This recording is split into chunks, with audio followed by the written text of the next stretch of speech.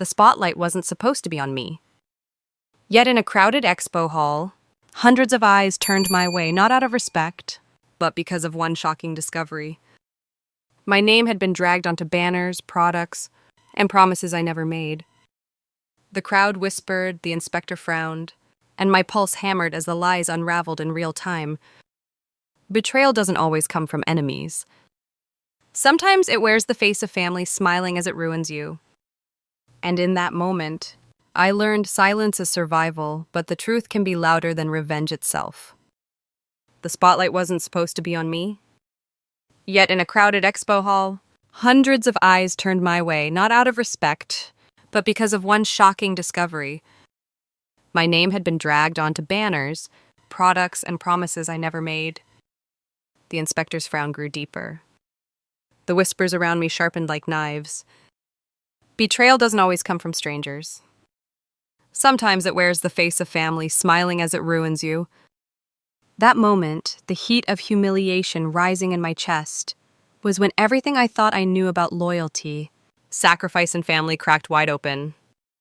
But let me take you back. It started, as it always did, on a Sunday afternoon in Austin. The Martinez family home was wrapped in the smell of roasted chicken and rosemary, the kind of scent that made neighbors jealous and relatives nostalgic.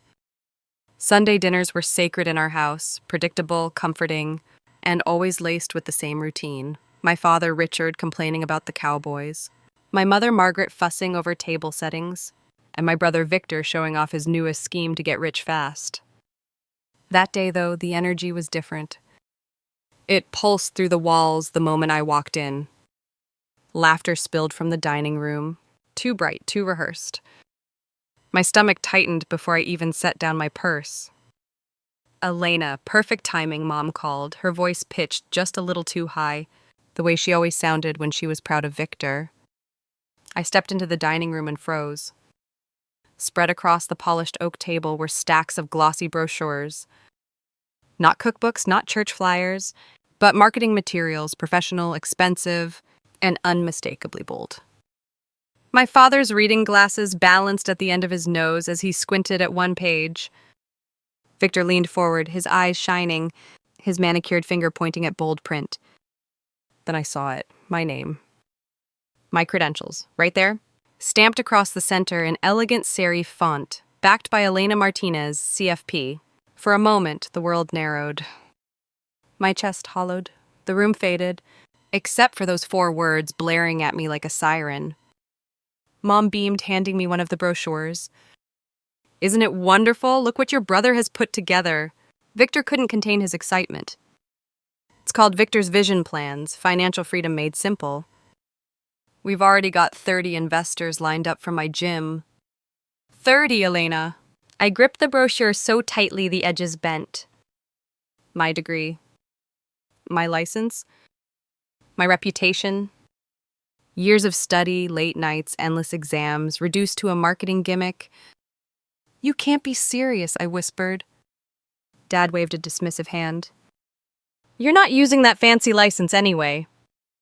Might as well put it to work for the family. Family, that word again, always their shield. Always my leash. I swallowed hard, locking my expression into practice neutrality.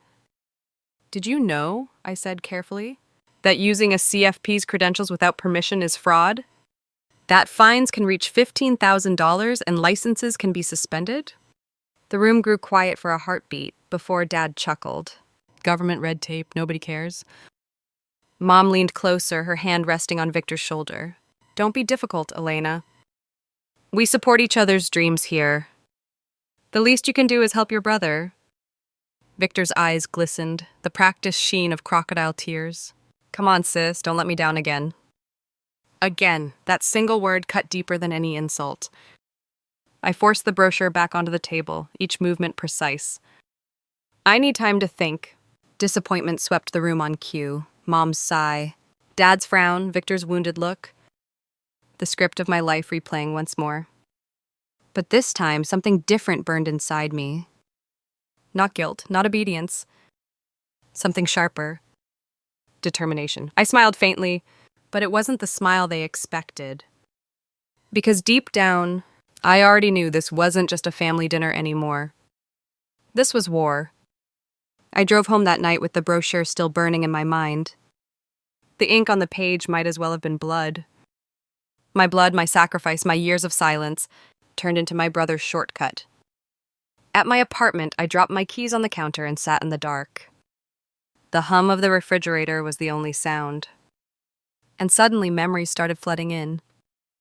I remembered being 12 years old, bent over algebra homework, while the rest of the family cheered for Victor's first touchdown.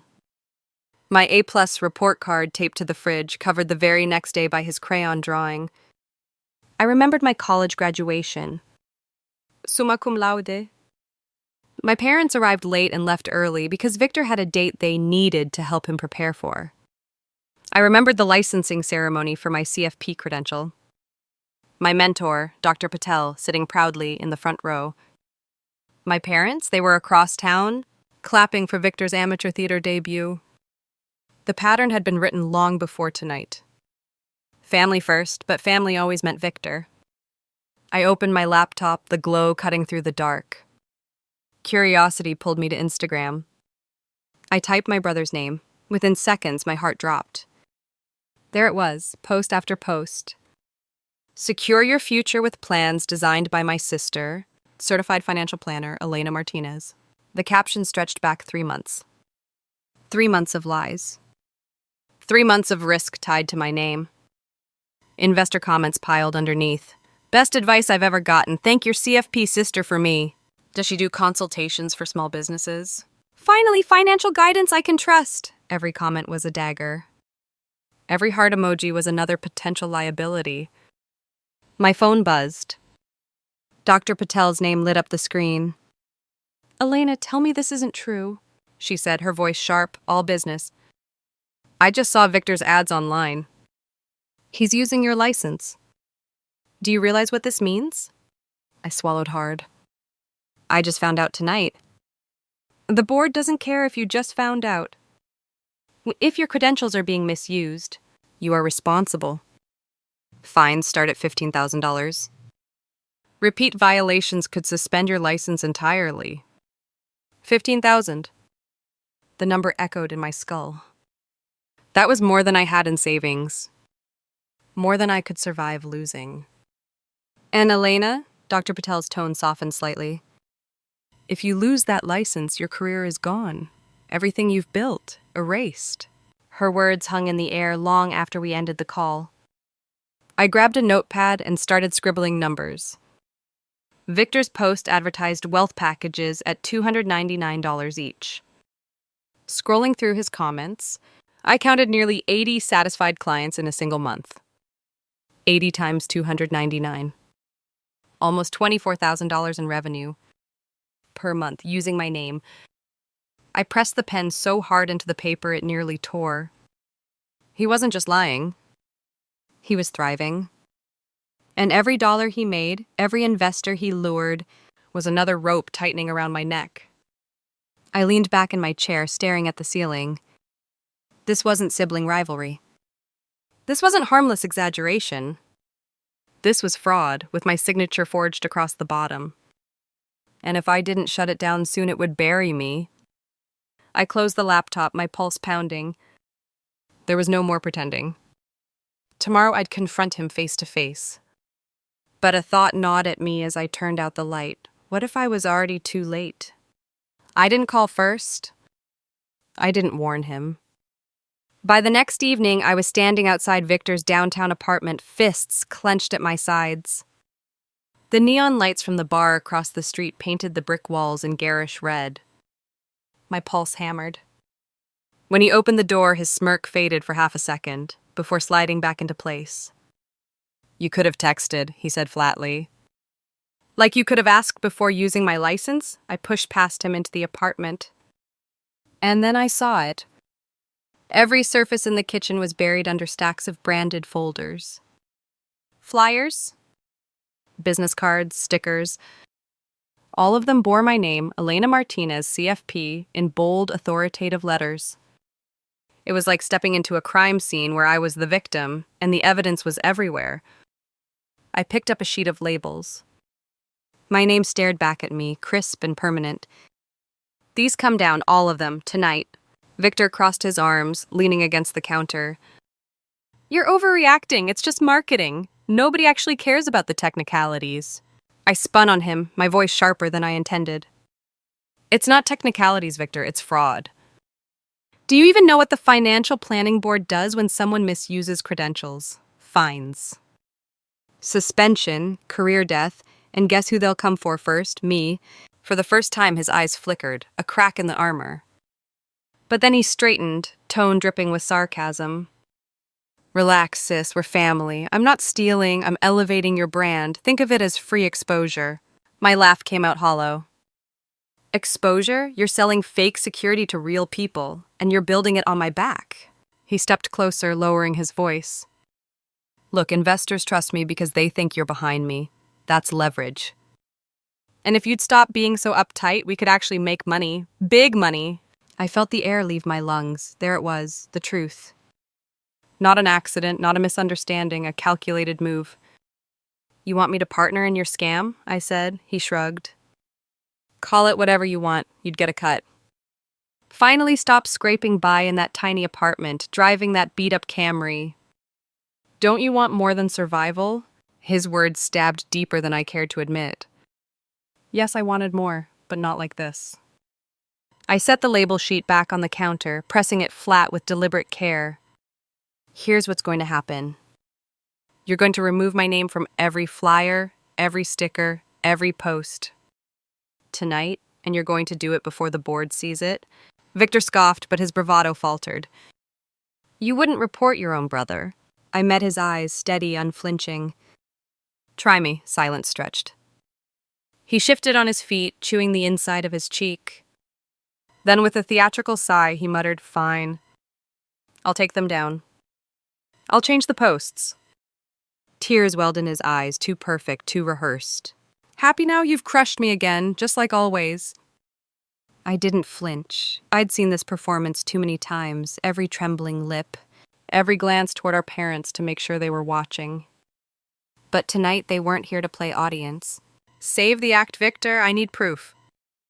I want to see every post deleted. Every file trashed, tonight. He stared at me, eyes narrowing. Then his voice shifted, smooth and calculating. Or, we discuss terms. You join me officially, lend your name legitimately. We split profits, equal partners. The audacity stole my breath. I walked to the door, pausing with my hand on the knob. We'll discuss terms after you've secured permits. After you've passed inspections. After you've proven you can do this legally. Until then, you have nothing. His face hardened, but he said nothing. I opened the door, the night air hitting me like a slap. Behind me, his voice followed, low and bitter. You'll regret this. I stepped into the hallway without turning back. And for the first time, I wondered, was I fighting just my brother or my entire family? The next morning, I stood in front of a vacant office space in downtown Dallas. The for lease sign squeaked in the breeze, mocking me with its price tags. I unlocked the glass door with the agent's key and stepped inside. The space was small, just 2 rooms and a reception desk, but sunlight streamed through wide front windows, catching dust motes in the air. It wasn't much, but it could be mine. The agent rattled off numbers. Deposit, first 3 months' rent plus utilities. You're looking at just under $12,000 up front. My breath caught. $12,000. That was nearly every dollar I had saved from years of modest living, driving a 2010 Camry with 200,000 miles, eating homemade dinners while my friends splurged on nights out. Every sacrifice I'd made was staring back at me in this empty room. But I could see it, a name on the wall, TrueNorth Planning. My firm, my rules, my protection. That night, at my kitchen table, I spread out papers like a general preparing for war, lease agreements, business permits, compliance forms. My Texas Instruments BA2 Plus calculator clattered against the wood as I punched numbers over and over. Could I afford this? Could I afford not to? A knock at the door broke my trance. When I opened it, Dr. Patel stood there, hair pulled back, leather portfolio under her arm. She didn't waste time on pleasantries. Have you filed your business registration yet? Not yet, I admitted. She set the portfolio on my table, flipping it open to reveal a folder thick with documents. The state approved your application. You're officially cleared to operate, assuming you pass inspection. I stared at the papers, my hands trembling as I picked them up. This is real. Her eyes softened. Elena, you've spent your life following the rules, even when no one cared. That's your strength, and it's what will separate you from him. I swallowed hard. But what if I fail? Then you'll fail with integrity, and that's a foundation you can rebuild. He can't say the same. Her words settled over me like armor. After she left, I stayed at the table long into the night, sketching out floor plans. Reception desk here, conference table there. A wall lined with compliance certificates, framed and visible to every client who walked through the door. By dawn, my decision was made. I drove to Office Depot, filling a cart with folders, binders, a new printer, and a box of freshly embossed business cards. Elena Martinez, CFP, TrueNorth Planning. The clerk slid the receipt across the counter. I tucked it into my bag like a badge of honor. Back at the empty office, I taped one of the cards to the blank wall. It looked small, almost ridiculous. But it was real. My phone buzzed. Marcus, a trainer from my gym. Got a client asking if you're taking on financial planning cases. Can I give them your number? I stared at the message, heart pounding, my first referral. Yes, I typed back. Give them my number. And then another text from the organizers of the Texas Wealth and Wellness Expo. We'd love for you to be a featured speaker, Saturday, main stage, 20 minutes. My breath caught again. The same expo where Victor was planning his grand launch. I set my phone down slowly, the weight of fate pressing on my shoulders. This was it, not just a new business, not just a lease. A battleground. The following week blurred into a storm of paperwork, late nights, and constant calculations. My kitchen table had become command central, leases stacked on one side, compliance forms on the other, sticky notes taped across the wall like battle strategies. The numbers haunted me. $12,000 for the lease. $2,000 more for equipment. Another $1,500 for insurance? Every receipt I tucked into my folder was another reminder there was no turning back. I told myself the same thing over and over, fail with integrity. Fail with proof. But never fail by silence. At dawn, I drove to Dallas again, this time with Marcus riding shotgun. He flipped through my brochures, nodding. Looks sharp, he said. Clean professional, totally different from your brother's flashy mess. Different is good, I muttered, gripping the steering wheel. We pulled up to the new office, still half furnished. Boxes of supplies lined the walls, Office Depot folders, a Canon printer, stacks of embossed business cards, TrueNorth Planning, Elena Martinez, CFP. Marcus walked the perimeter, scribbling notes. Plumbing's solid. You'll need a better internet line for virtual clients. And the reception desk? Needs polish, but hey, it's real. I stared at the bare white walls, the empty desk, the faint echo in the room. Real. That word pulsed in my chest. For the first time, this wasn't just an idea. It was tangible. That evening, Dr. Patel stopped by, portfolio in hand. She spread 3 new folders across my table. Expo requirements, health code for temporary vendors, business license, display instructions, and this, your speaking slot confirmation. I flipped through the papers, my throat dry. Saturday, main stage, 20 minutes. You'll be standing across from Victor, she added. His booth is directly opposite yours. My stomach dropped. Of course, it had to be. Dr. Patel's gaze was steady. That's not a setback, Elena. That's an opportunity. Let the world see the difference between smoke and structure. Her words lit a fire inside me. I spent the next 3 nights preparing like my life depended on it. Brochures organized into neat stacks. Compliance forms laminated and ready for display. A binder labeled permits and certifications in bold print, set to sit front and center on my booth table. I even practiced my speech out loud, alone in my apartment. Ethical finance, building trust through compliance. The words felt stiff at first, but the more I repeated them, the stronger they grew. By the 4th night, I barely slept. The glow of my laptop screen etched shadows across my face as I rehearsed bullet points. My voice cracked, but I kept going. Because this wasn't just about proving myself right. It was about proving that my brother and my parents had been wrong all along. On Friday, a delivery truck pulled up outside the office. The driver wheeled in a refrigerated display case rented for client samples and brochures. I signed the receipt, tracing my name with steady hands. That evening, I stood in the center of my half-built office, surrounded by boxes, folders, and the faint smell of fresh paint. I tacked one business card onto the wall again, right above the reception desk. And this time, it didn't look small. My phone buzzed. A message from Mom. Don't make things harder for your brother at the expo. Family supports family. I stared at the screen, heat crawling up my neck, then I slid the phone face down on the desk. Because tomorrow, in that expo hall, there would be no hiding behind family. There would only be receipts. Saturday morning, the convention center loomed like a fortress. Glass walls, banners flapping in the breeze, crowds already forming outside. My trunk was filled with boxes labeled in black marker, brochures. Business cards, compliance binder. I rolled my first container inside. The expo floor stretched out, cavernous, buzzing with early activity. Vendors hammering signs, assistants racing on golf carts.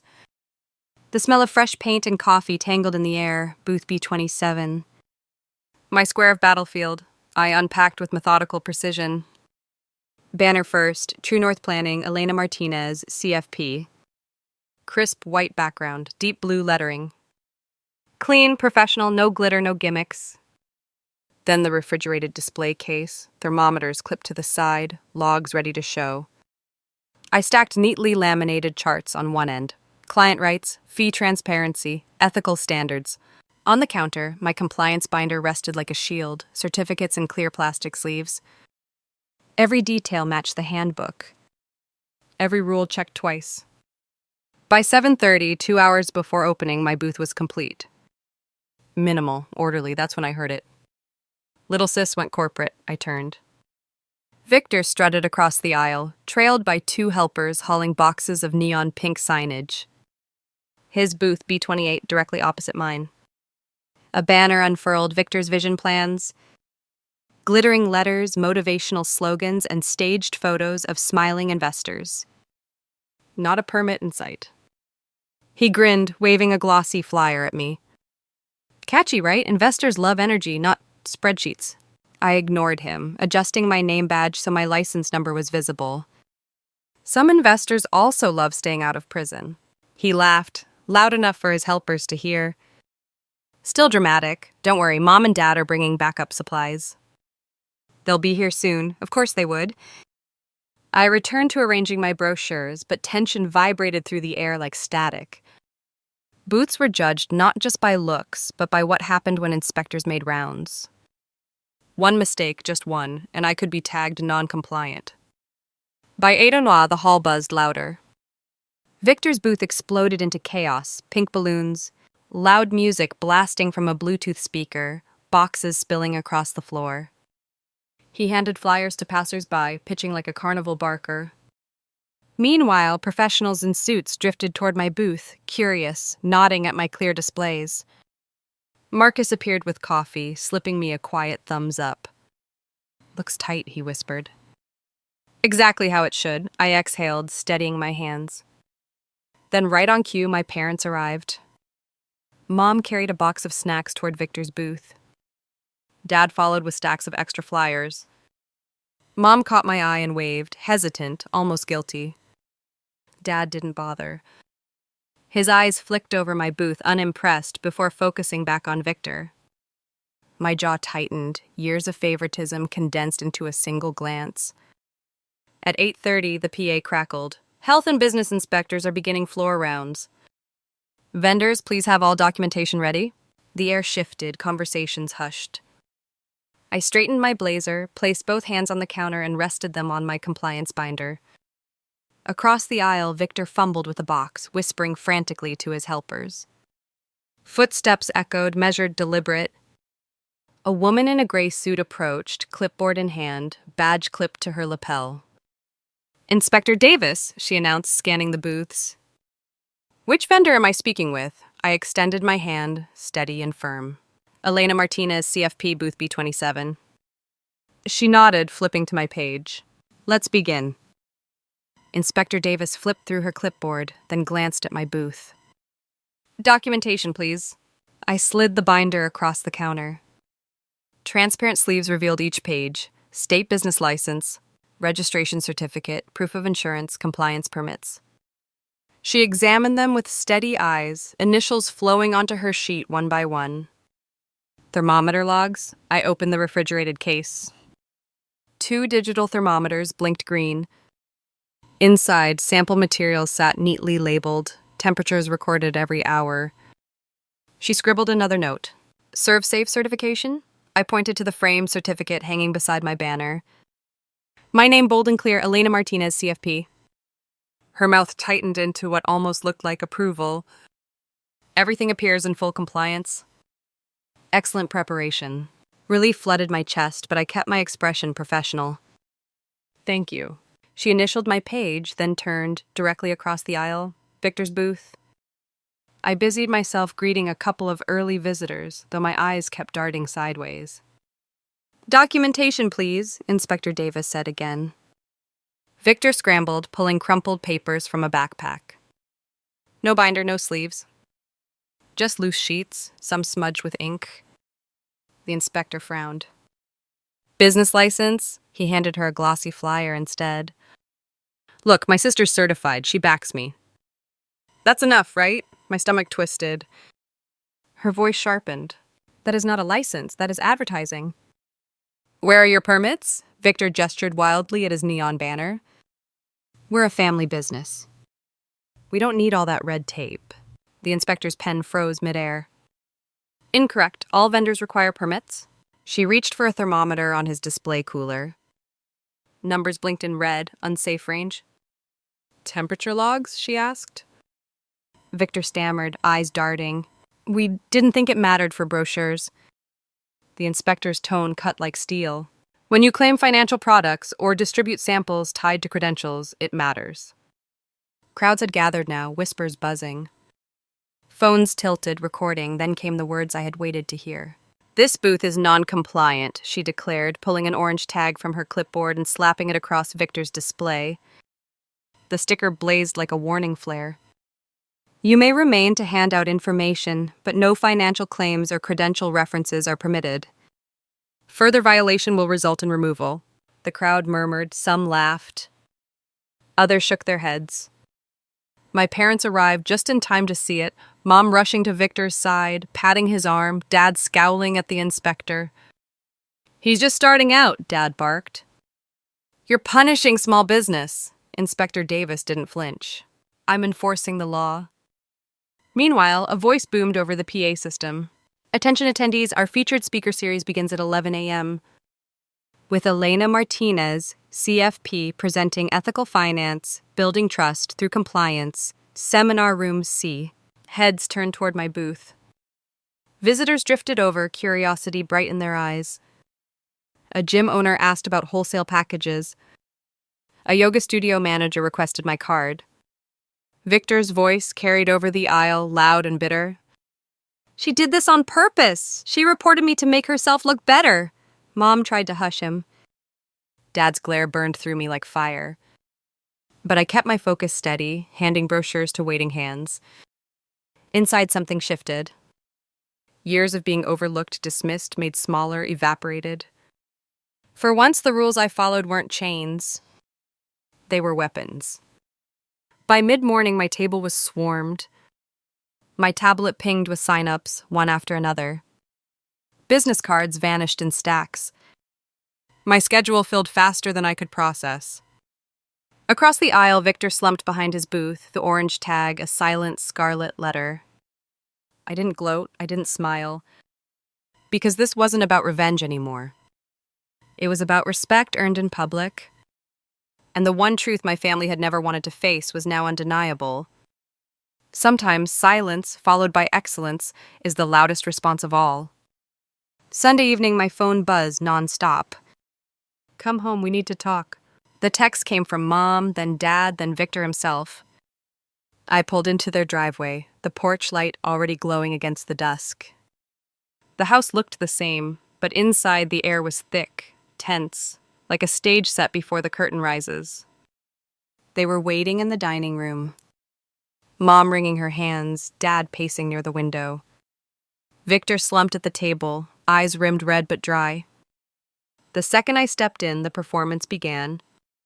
How could you? Victor's voice cracked just loud enough. You humiliated me in front of everyone. I didn't answer. Instead, I placed a thick folder on the table. The sound echoed like a gavel. Dad frowned. What's this supposed to be? Receipts, I said simply, sliding the first page forward. A screenshot of Victor's Instagram post. The date stamped 3 months earlier.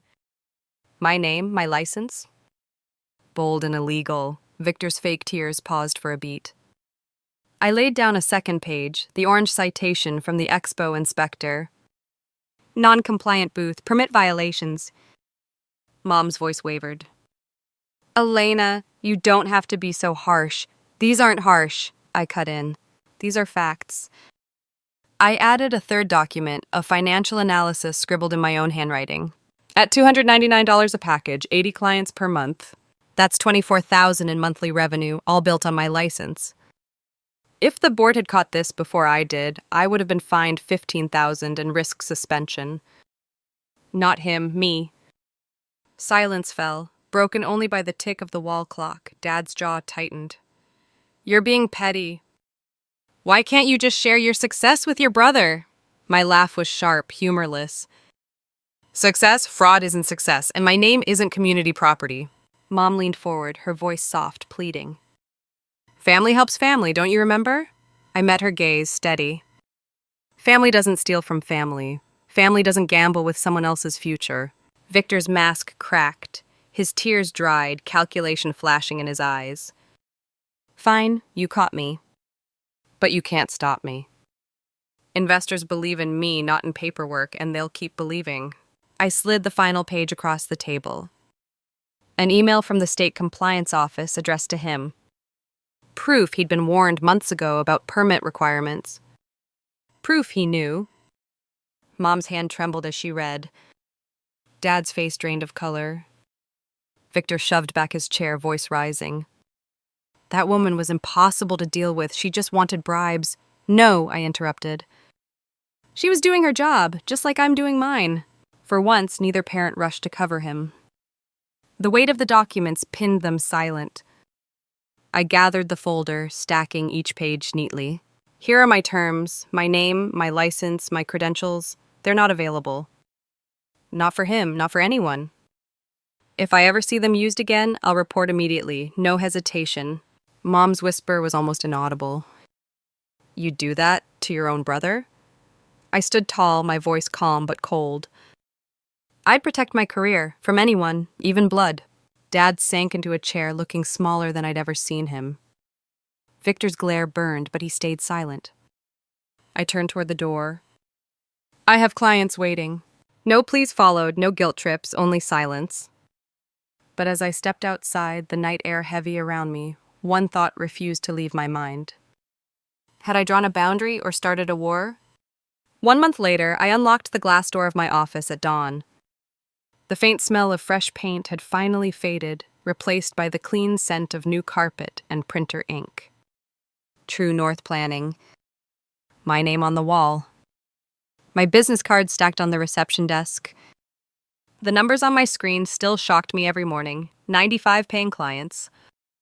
Revenue exceeding every projection I had scribbled in my notepad weeks earlier. Receipts didn't lie. The tablet pinged again. Another membership signed, this time from a corporate manager who had heard my expo talk. Then a referral from Joanne Carter, the yoga studio owner. And another from Sam Johnson, the gym owner down the street. Each notification was proof I hadn't just survived. I had built something real. Marcus strolled in, dropping his gym bag near the corner. Morning, boss lady, he grinned. Your calendar's packed solid. You've got a wait list now. I shook my head, still half in disbelief. A wait list for me, he smirked. Guess the world finally noticed what your family never did. His words hit harder than he knew. For years, I had begged for recognition at that very dining table. Now I didn't need it. Dr. Patel visited later that afternoon. She stood by the wall, scanning the framed certificates I had hung in a neat row. License, permits, compliance approvals. It's rare, she said, to see someone do things the hard way and come out stronger. Wasn't much of a choice, I replied. She studied me a moment longer. You've turned discipline into freedom. That's rare, Elena. Don't forget it. Her praise warmed me more than any half-hearted compliment my parents had ever given. That evening, my team gathered in the break room, just Marcus, 2 new assistants, and a trainee financial planner. We clinked paper cups of sparkling cider, laughing over late-night mistakes and small victories. For the first time, I felt it, a family of my own choosing. My phone buzzed during the celebration. Mom, another message. Dad and I would like to stop by to see your office, to talk. I placed the phone face down on the counter, the laughter of my team still ringing in the air. Not yet. I walked back into the main office, letting the silence settle after they left. The whiteboard on the wall listed client goals: pay off debt, build retirement, save for college. Every line was a life entrusted to me. No shortcuts. No stolen names. No borrowed credentials. For once, the weight I carried wasn't chains, it was purpose. I thought about Victor. I hadn't heard from him since the expo. Rumors swirled, some investors demanding refunds, others threatening lawsuits. A mess of his own making. And yet, deep down, I knew silence didn't mean surrender. My family had never been the type to let go quietly. I stood at the window, looking out at the Dallas skyline glowing against the night. My reflection stared back, steadier than I'd ever seen it. The war at home might not be over, but here in this office, the battle was already won. 30 days. That's how long it had been since I opened the doors to TrueNorth Planning. 1 month ago, I walked into the expo terrified, facing my brother's neon chaos across the aisle. Tonight, I stood in my own office, surrounded by framed certificates, client folders, and the faint hum of printers still warm from the day. The numbers told their own story: 123 active clients. A waiting list stretching into next quarter. Revenue that had already outpaced my projections. But what mattered most weren't the numbers. It was the lesson etched behind them.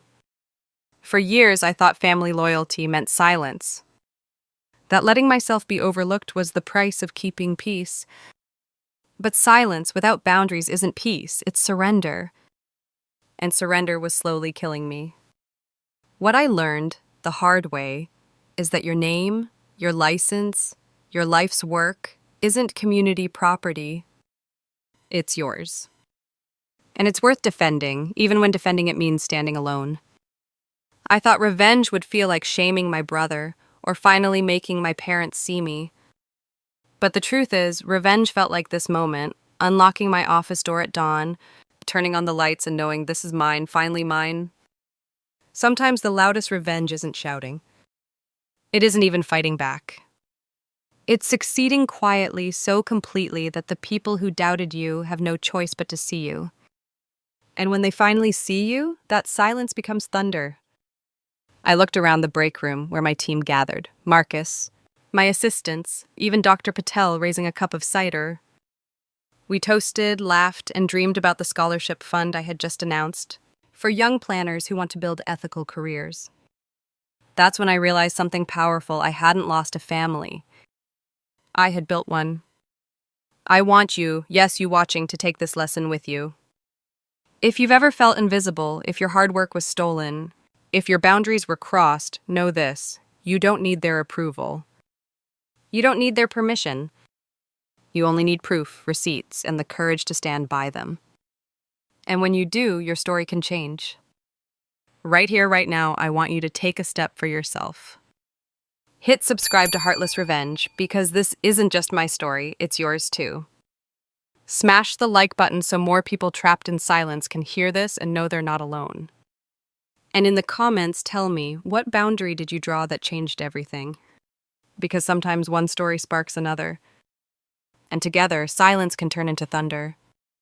I locked the office door that night, lights fading behind me, heart steady. The revenge was never about hurting them. The revenge was about finally choosing me. And that was the loudest victory of all.